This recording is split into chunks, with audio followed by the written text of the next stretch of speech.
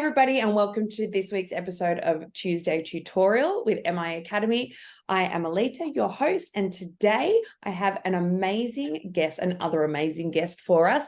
And this beautiful brain is Kelly Slessor. And Kel is the founder of the e-commerce tribe, who is it's a wonderful company that does all sorts of things for the e-com industry. But what Kel is really great at, and we have a course coming up soon with Kel, is about AI and how we can use it to advance our careers and the speed in which we deliver in our e-commerce businesses. So welcome, Kel. Thank you so much for joining us. Oh, thank you so much for having me. A pleasure, an absolute pleasure. Now, today is going to be a bit of a rapid fire question session because I want to know from you some of the questions that we get asked all the time at MI Academy, and just hear it from one of the leading brains in the industry. Is that okay with you? Go for it. Awesome. So my first question is about, how do you see AI being most commonly used in e-commerce at the moment? So we're early days with it, although some massive advancements in the last, wow, it only launched a year ago, which is insane. So we're seeing it definitely for content creation. Content is the biggest time sucker of all for retailers, one of the biggest. So if we can cut down content creation time, so we're seeing the time reduction around about 10 to 15% in content production. So that's things like social media planning, social media captions, email, welcome newsletter, abandoned cart content, blog posts, SEO. So really mainly at the moment in that content space. And then we are seeing it definitely evolving in, and it's been in here for a while in kind of chatbots. So that customer service, customer facing part of the organization, but we're seeing that moving quite quickly. So I want to grab your thoughts on something, because there's been a lot of conversation through SEO experts and Google in a roundabouts kind of not confirming anything way that it might affect your SEO not positively. So as we know, there's a lot of intelligence in the background of Google that will tell you where this blog has come from, whether it's plagiarized and all of that kind of thing. And there has been some discussion, not officially confirmed from Google, but they've alluded to some things that if you keep building your blogs and things like that in AI, that they may penalize you. Do you think that that's going to happen? So there's a couple of things here. So Google did an update last year, which was called kind of the helpful content update, as we're claiming it. And it was about producing helpful content. Now, a lot of what AI produces is very bland. So it's very kind of scripted. It's pulled from other sources. So the first thing is your content has to be helpful. And the only way it's going to be helpful is by injecting human. So if it's not helpful, Google will penalize you. However, what I am seeing, so you have to put human into it, which is what the course shows you, how to work human and AI together.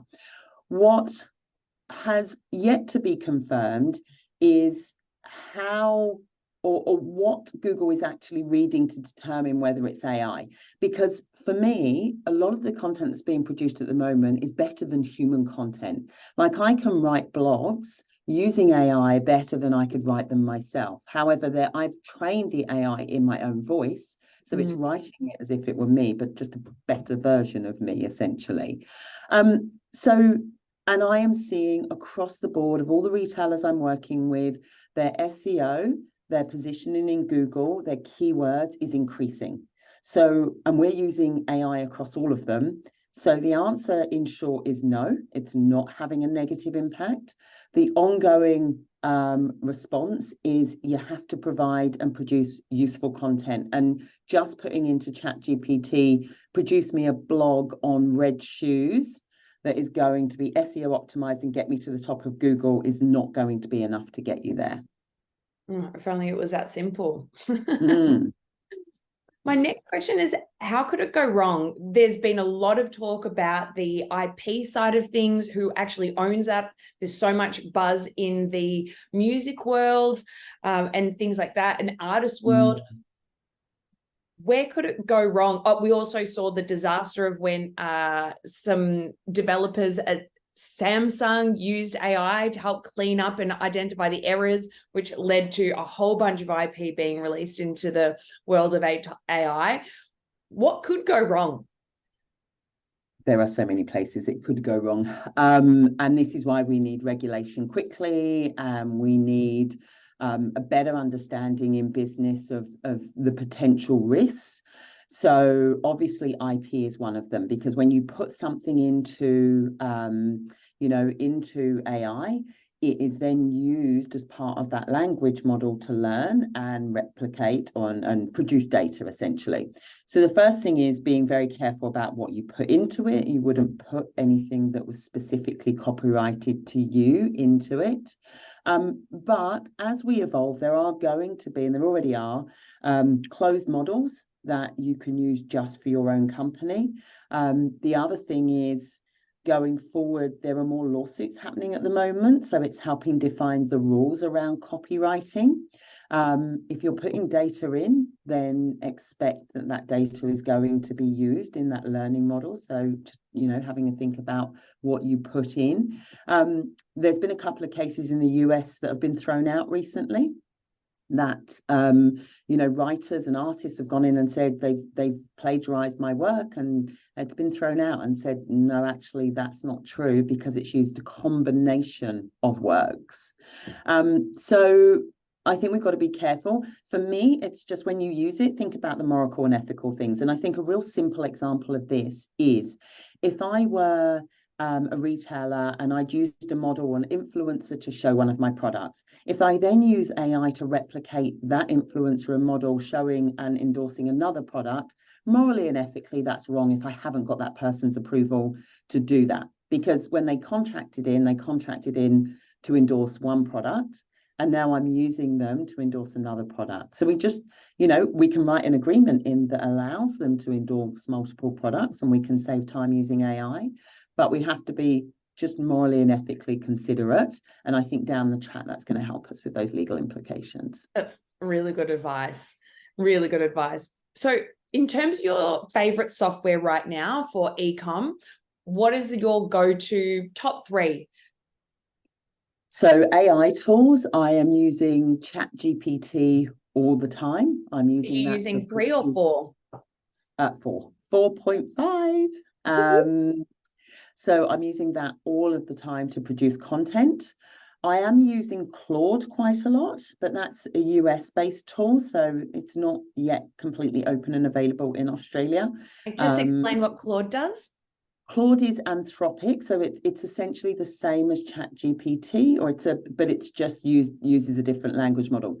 The reason I use Claude at the moment is because it allows me to upload large files to it and analyze those large files. But the new version of ChatGPT is going to allow me to do that, so that becomes less of an issue. The other one is Canva Magic. So Canva's Magic tool is fabulous, and I'm using that a lot for design work. And then the last one I would say is Phrase for SEO, to analyze, using AI to analyze my blogs and articles and posts. Right. I had a really funny experience with Canva Magic, where it's really, really struggling. The big thing that I've noticed it's really struggling with is hands. And we know that most AI design tools are still struggling with hands. I asked it to design something just in roundabout terms, but I used something different. But roundabout terms was somebody holding an iPhone and a bunch of other stuff, right? And it came back with the funniest looking, it came back with about 3 different hands trying to hold the phone. It was just, enjoy it whilst it's still a bit dumb, because it's so funny. Yeah, totally. It's getting smarter. And I would say I actually use Midjourney more for image production, but I use Canva for altering images, for things like changing backgrounds and erasing bits of it. But I would use Midjourney for hands, because it's much more advanced when it comes to hands. The thing I've really enjoyed about the Canva Magic has been the the way that it's enhancing copy. So you might write something really simple, and if you want to enhance it, make it funnier or something like that, it's a really great tool to just add in a little bit of zest to what you're writing if you're not a great copywriter. Totally. Add that humor. Yeah. Now, what's a very basic way someone can start using the power of AI, and what's a more advanced way that you've been seeing it being used? So a basic, really simple way is to open it up, sign up for an account, and if you can have a free account, although it will be the best $30 you ever spend on the paid account. So sign up for an account, and a really simple way is just to ask it to write an email for you. So just ask it to write a welcome series for your email marketing or an abandoned cart. That's a really simple way. The more advanced, we are using it in to train the brand voice, the brand tone, which again is part of the course. We show you how to do that. So use it to really talk in your voice and in your tone, but talking to your customers and their problems. Great. And then just the final, well, in the advanced way, is there anything that you've seen in terms of system automation or customer service or anything like that?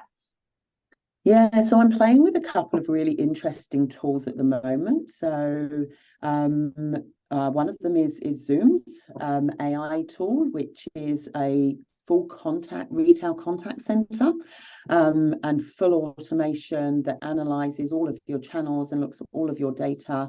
So I'm looking at that at the moment. That's one of them. Another one that I'm looking at is a tool called HeyGen, which is video. So what it allows you to do is upload a picture, you write a script, and it produces the video and will add movement to your picture. So if it's me talking, it will add the movement, which is going to reduce the time of producing content. But also I can then do me in multiple languages, which is very scary, but a massive opportunity for a lot of retailers that operate globally. And that needs I was reading about that one just on the weekend, and it needs only about 10 seconds worth of your voice in order to produce off a script your voice. And I think it's just a little bit more than that of you as a moving image in order to replicate this conversation that we're having today, essentially. It's actually about 2 minutes worth of voice. Yeah. And actually I tested it out, and the 2 minutes, the production of my voice, if it was HeyGen was to call my husband now and have a conversation with him, he would not be able to tell the difference. Freaky. I know. But exciting, if used in the right way. Yeah, that's absolutely right. So final question, why should somebody go and check out your course? We've obviously seen it, we've done it at MI Academy. Why should somebody go ahead and do your course on eSchool? So the accessibility on eSchool is awesome. You know, being able to, I think this industry or area has grown so quickly in the last year. There's about 180 million users now. Australia has the biggest fear, which means we're in danger as retailers of being left behind. And if we want to sit on the global stage and be able to operate globally, the way we're going to get time savings in our business, cost savings, but generate revenue is using these tools to help grow the business. So I'm really passionate about people just educating themselves on how to use these tools for their business before they go and spend millions of dollars or thousands of dollars on bringing in experts. Just understand the tools first. Use this course to understand the tools, and then you can make some really good decisions in the next 6 to 12 months on how to use AI in your business. Great. Thank you so much, Kel. That was really valuable insight. Awesome. Thanks for having me. Pleasure. See you soon. Bye.